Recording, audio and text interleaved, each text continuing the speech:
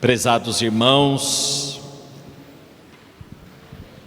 as leituras deste domingo nos ajudam a compreender uma verdade fundamental da nossa vida cristã. Deus chama, envia e sustenta aqueles que Ele escolhe. Quando nós vemos Jesus dizendo, constatando que a messe é grande, que os operários são poucos, que é necessário pedir ao dono da messe que envie mais trabalhadores para a sua colheita, isso não é apenas um lema vocacional, não é apenas aos padres, às religiosas, os religiosos que o Senhor está se dirigindo, mas a cada um de nós. Todos nós somos chamados por Deus, todos nós também somos enviados por Ele para dar testemunho do seu nome, para dar testemunho dele no mundo, e a todos Ele sustenta com a sua graça. No entanto, antes de enviar, o Senhor nos convida também a recordar do seu amor por nós. Vejam a primeira leitura de hoje. O Senhor recorda ao povo de Israel tudo o que fez por eles. E usa uma expressão muito significativa, uma expressão muito bonita, muito profunda. Eu vos carreguei sobre asas de águia e vos trouxe a mim. Sim, o Senhor nos eleva, meus irmãos, para o mais alto. A águia é uma das aves que voam mais alto, e assim é o Senhor nos conduz em asas de águia, ou seja, Ele quer nos levar para o alto, para as coisas mais altas, até chegarmos onde Ele está. Por isso, eu vos carreguei sobre asas de águia e vos trouxe a mim. O Senhor quer que nós nos unamos a Ele, estejamos com Ele, e por isso Ele nos conduz, porque nós, somente por nossas próprias forças, não poderíamos chegar até Deus, mas é Deus que nos conduz, é Deus que nos eleva. Antes de pedir qualquer coisa, Deus também nos lembra do seu amor. Antes da missão vem a graça, antes do compromisso vem o cuidado de Deus para conosco. Meus irmãos, muitas vezes nós olhamos mais para as dificuldades do caminho. Temos uma tendência, a maioria de nós, pelo menos, tem uma tendência de olhar mais para as dificuldades, os desafios, as tribulações. Mas quantas vezes nós já paramos para pensar o quanto Deus já nos sustentou? Vocês já fizeram essa experiência de rezar, não pedindo absolutamente nada? Já fizeram a experiência de rezar em algum momento para também recordar as coisas boas que Deus já nos fez? O quanto Deus já nos sustentou ao longo da nossa vida? O quanto Deus já nos preservou, nos livrou? Talvez esse seja um exercício que a primeira leitura de hoje nos convida a recordar o quanto Deus já nos sustentou, pois a perseverança na fé nasce de uma memória agradecida. Sim, nós perseveramos na fé na medida em que nós também compreendemos, recordamos o quanto bem Deus já fez por nós. Quanto mais nós conseguimos recordar o bem que Deus fez e faz por nós, mais perseverantes na fé nós nos tornamos. Por isso, a perseverança na fé nasce de uma memória agradecida, de quem sabe agradecer. E São Paulo, na segunda leitura de hoje, nos recorda algo muito profundo também. São Paulo nos recorda que Cristo morreu por nós quando éramos pecadores. Cristo morreu por nós quando éramos pecadores. A segunda leitura diz exatamente isso. Cristo morreu pelos ímpios, quando éramos fracos. Dificilmente alguém morrerá por um justo. Por uma pessoa muito boa, talvez alguém se anime a morrer. Sim, por uma pessoa muito boa, talvez alguém possa se animar a morrer. Mas a prova de que Deus nos ama é que Ele morreu por nós, quando éramos pecadores. Portanto, Deus não nos poupou, ou melhor, Deus não poupou o seu próprio Filho, entregando-o à morte por nós, quando ainda éramos pecadores. O que significa isso? Que Deus não nos ama porque somos perfeitos. Deus não nos amou porque éramos perfeitos. Deus nos amou porque somos seus filhos. Deus não ama a gente porque a gente é bonzinho, porque a gente é bom. Deus ama a gente porque a gente é filho. Ou não? O pai e a mãe amam só os filhos que são bons? Ou amam os filhos porque são filhos? Até os maus. Haja vista os pais que estão nas portas dos presídios, das cadeias. Os filhos podem ter cometido crimes criminosos, mas ali está o pai e a mãe. Por quê?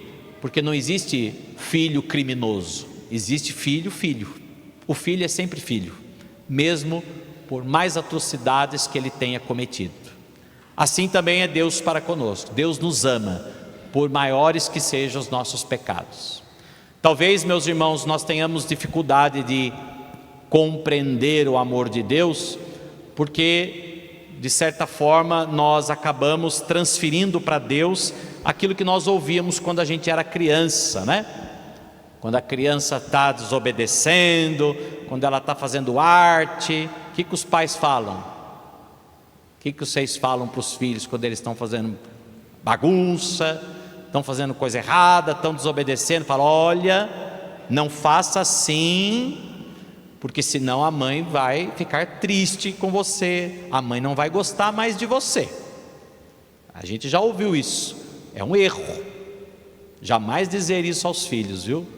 Não faça isso, porque senão o pai, a mamãe vai deixar de gostar de você. Não vou gostar mais de você, só vou gostar do outro que é obediente, do seu irmão, de você não. E a gente acaba transferindo isso para Deus.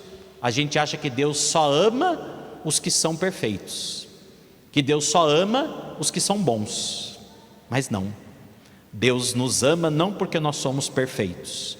Deus nos ama porque nós somos filhos, porque quando nós ainda éramos pecadores, Ele já nos amou a tal ponto de dar o próprio Filho para morrer pelos nossos pecados, para morrer a fim de nos resgatar do pecado.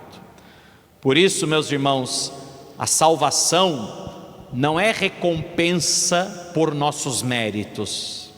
Nós não vamos ser salvos por nossos méritos, senão a maioria de nós já estaria condenado.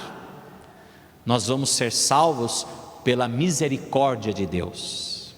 Aí sim, não é preciso acolher a misericórdia de Deus, esforçar-se para alcançar a misericórdia de Deus, porque o que nos salva é a misericórdia. E é a misericórdia de Deus que vem ao encontro das nossas fraquezas. É a misericórdia de Deus que vem ao encontro das nossas imperfeições.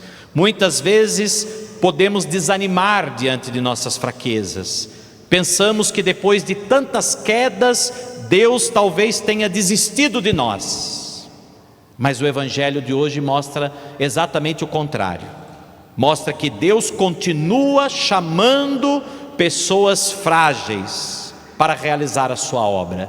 Deus continua chamando os pecadores, pois o que salva é a misericórdia de Deus. E por isso Deus chama, para que nós possamos nos dispor a ir ao encontro dele, para alcançar a misericórdia e assim obtermos a força necessária para vencer as dificuldades e alcançar a salvação que vem de Deus.